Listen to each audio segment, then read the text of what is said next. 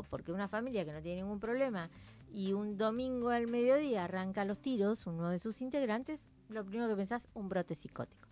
Para hablar de este tipo de patología, convocamos a Diego Sarasola, que es médico especialista jerarquizado en psiquiatría y psicología médica. Diego, muy buenas tardes. Alejandra Castillo y Pablo Funaro. ¿Cómo estás? Hola Alejandra, hola Pablo, ¿cómo están? Muy buenas tardes y saludos a toda la audiencia. Bueno, Diego, queremos saber, cuando hablamos de brote psicótico, ¿de qué estamos hablando? Bien, eh, dos palabras, brote psicótico. Son dos palabras que se usan en la vida cotidiana, pero que en el lenguaje técnico tienen otro significado. Esto es importante aclararlo porque en salud mental todo el tiempo las palabras que nosotros usamos desde el punto de vista técnico no son lo mismo que se usan desde el punto de vista vulgar. Claro. ¿Sí? Ataque de pánico, histeria, esquizofrenia. Es muy común que yo escuche en la televisión un discurso esquizofrénico en el sentido que tiene dos caras, o que dice Bipolar. si una cosa y es otra, y no tiene nada que ver, claro, con lo que es la esquizofrenia enfermedad. Brote psicótico, brote hace referencia a algo que aparece súbitamente. Ujú. ¿Sí? El paciente estaba relativamente bien y tiene un episodio de aparición súbita. No dice nada de la causa. Es una descripción temporal cuando hablamos de brote. ¿Sí? Sí. Eso es por un lado. Y psicótico es un término conflictivo porque a veces es muy difícil definirlo. Es un paciente que tiene una disociación, una lectura equivocada de la realidad, que a veces se acompaña de fenómenos tipo alucinaciones, ideas delirantes, ideas de que le quieren hacer daño, etcétera. Ujú. Obviamente, el episodio psicótico, brote psicótico, técnicamente el nombre sería episodio psicótico breve, obedece a un montón de probables causas.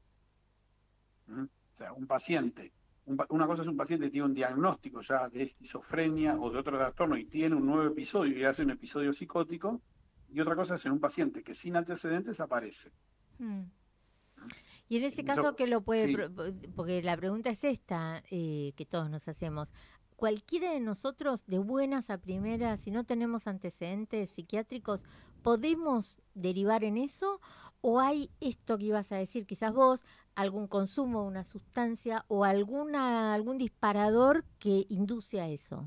sí, está muy bien. En realidad, en condiciones sumamente extremas, a veces una persona puede tener un episodio muy parecido a un episodio psicótico, pero no es para nada en absoluto, es algo ni habitual ni nada, no es que cualquiera puede tener un episodio de esto. Cuando nosotros nos enfrentamos con un caso donde un paciente o una persona que no era paciente ni nada aparece con un episodio psicótico, primero hay que documentar si realmente fue un episodio psicótico. ¿Sí?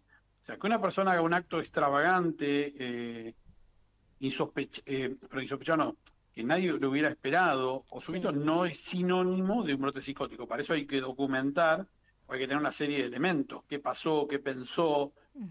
tenía alucinaciones, etcétera. Entonces lo primero es hacer un diagnóstico correcto. No sabemos, por ejemplo, de estos relatos a veces de los medios, uno no puede deducir Claro. si hay un episodio psicótico o no. Asumamos que sí, para corrernos de esto de los medios. Yo tengo una persona que me la trae en la consulta porque tuvo o tiene un episodio psicótico. Entonces me voy a enfrentar con una persona que tiene una visión distorsionada de la realidad, que puede o no tener alucinaciones, que puede o no tener ideas delirantes, o sea, ideas erróneas que se sostienen con certeza, eso sería una idea delirante, y en ese caso se me abre un abanico grande de diagnósticos posibles. La principal variable para ese tipo de diagnósticos posibles es la edad. No es lo mismo esto a los 15, a los 40 que a los 70. Ujú. ¿Sí? Sí. Hay algunas cosas que siempre van a estar atravesando y luego que indagar. O sea, el uso de sustancias puede inducir un brote psicótico a cualquier edad. Ahora, cuando es una persona de 15 años, por ejemplo, o de 18 años, yo tengo que pensar si hubo un consumo o si es el inicio, un debut que a veces se da sumamente brusco de un episodio o de una enfermedad que va a después continuar. Entonces hay que indagar un montón de cosas. Pero esto es como, el episodio psicótico es, para que se entienda, desde el punto de vista médico, como si, bueno, tuvo un cuadro de fiebre. El cuadro de fiebre puede deberse a un montón de motivos. Y ahí es donde viene toda la parte diagnóstica, que a veces lleva tiempo, etcétera. Claro. Diego, me imagino que Pablo Funaro te saluda, que Sí, ¿qué tal, acá Pablo? debería haber en un caso así, en un cuadro así, una intervención farmacológica, ¿no? No hay otra Sí, salida. no. Es una buena pregunta. Todo episodio psicótico, o casi todo, ahora voy a dar por ahí algunas excepciones, pero son excepciones muy técnicas. O sea, hay otra variable ahí. No todo episodio psicótico se acompaña de agresividad. No todo episodio psicótico se acompaña de excitación psicomotriz. Obviamente, cuando un episodio psicótico se acompaña de agresividad hacia sí mismo o hacia terceros, porque hay pacientes que se autoagreden, o de excitación, claramente hay que intervenir. Y muchas veces esa intervención es contra la voluntad del paciente, porque de hecho es una discusión larga y casi filosófica. No se considera que el paciente tenga una libre voluntad de lo que está haciendo, ¿sí? Lo que algunos llaman el free will, o sea, la libertad de decisión en un paciente psicótico. Eso por un lado. Por otro lado, uno tiene que intervenir en lo agudo y pensar las intervenciones después a mediano y largo plazo también. O sea, en lo agudo se trata de tratar ese episodio. Si está alucinando, tratar de que no alucine más. Si está con alguna idea delirante, tratar de que esto baje el vigor, o sea, baje la certeza, etcétera. Y después ver que eso va a estar determinado por el cuadro de base. Uno no puede en el aire decir cómo se trata un episodio psicótico, porque eso depende de la enfermedad que tenga. En algunos casos, pero son muy excepcionales, el paciente ya estaba haciendo tratamiento con determinadas drogas para una enfermedad y puede por esas drogas tener un episodio psicótico. En ese caso el tratamiento es distinto. Pero en general, claramente sí necesita una intervención farmacológica. Uno no va a hacer remitir un episodio psicótico con psicoterapia solamente, o hablando. Y a partir de que se manifiesta el episodio y después hay una intervención médica, esto podría ya, sé que la palabra normal no les gusta mucho, pero digo, Sí. atender a una vida normal de una persona que tenga un episodio así, una vez Bueno, con la intervención, ¿no?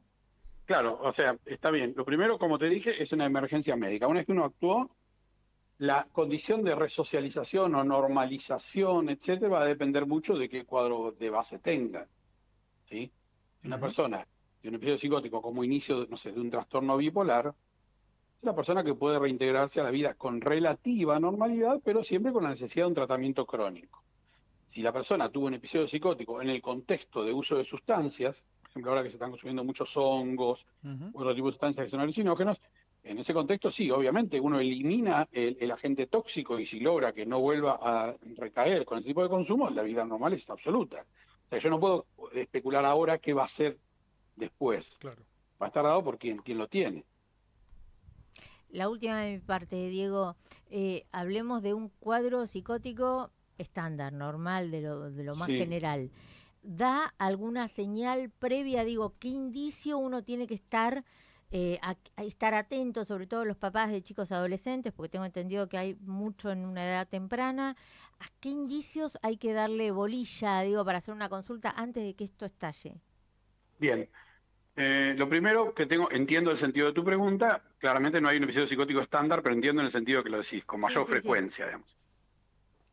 Los cuadros psicóticos empiezan en la adolescencia, obviamente lo primero que uno tiene que descartar es consumo de sustancias, y después hay una serie de patologías que suelen iniciarse en la adolescencia, como esquizofrenia, etcétera, pero en absoluto, quiero marcar esto porque hay mucha gente escuchando, en absoluto significa que todo episodio psicótico sea un paciente con esquizofrenia. Sí. En general, lo que uno recomienda a los padres, sin enloquecerse, es, en esta época que hay tanta desvinculación, donde el chico puede construirse un mundo aparte con las redes, etcétera, es fomentar la comunicación. Ese es el principal factor preventivo siempre en salud mental, o uno de los principales es una buena relación padre-hijo en confianza mutua, no ser amigos de nuestros hijos, sino ser gente que tengan confianza, que puedan referir y tratar de investigar si hay cualquier cambio en la conducta.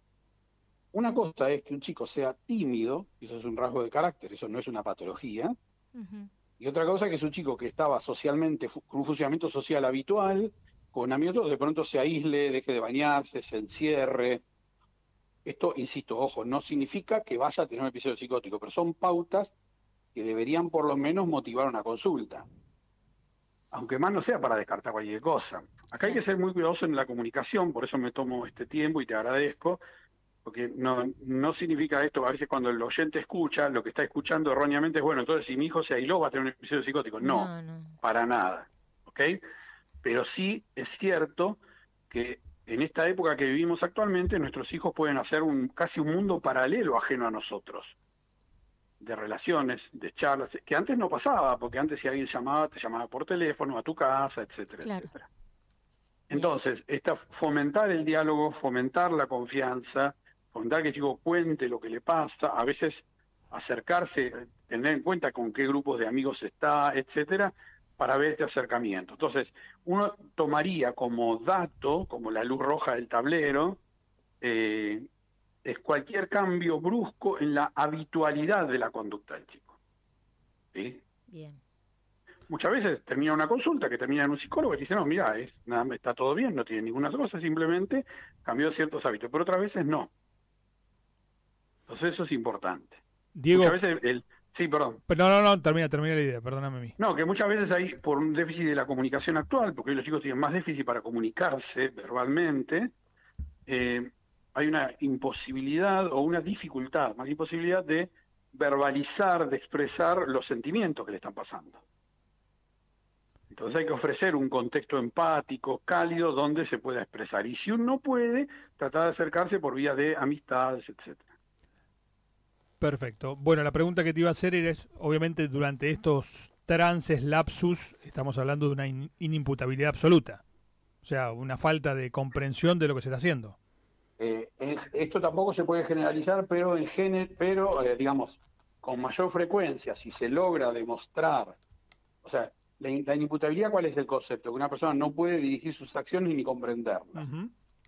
Entonces, obviamente, digamos, si yo creo en este momento, no sé, que me van a capturar, que vos venís hacia mí, sos un agente federal que me quiere detener y yo tengo una idea paranoide de daño y te lastimo solamente para defenderme yo de esta idea, yo en ese momento no era capaz de dirigir las acciones.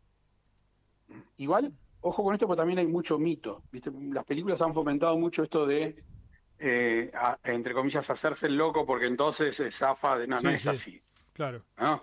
Esto se demuestra por pericias, a veces muy difícil, y además en esos casos el paciente queda igual, a veces internado, en tratamiento, no es que porque hay inimputabilidad, bueno, te vas a tu casa, sos inimputable. Claro.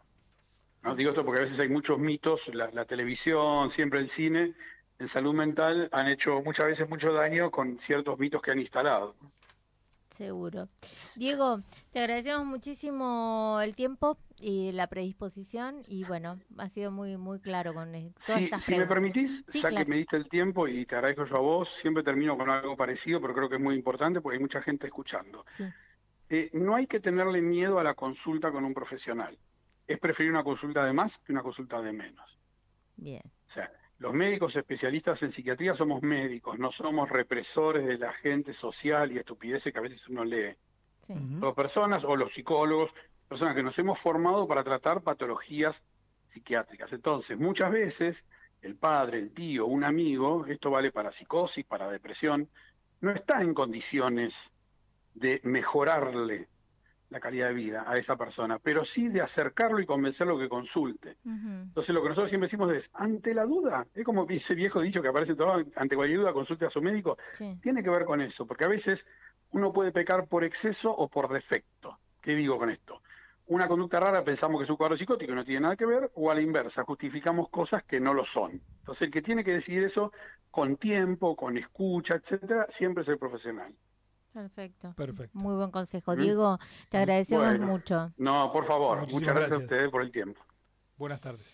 Bueno, hablábamos con Diego Sarasola, médico especialista jerarquizado en psiquiatría y psicología médica.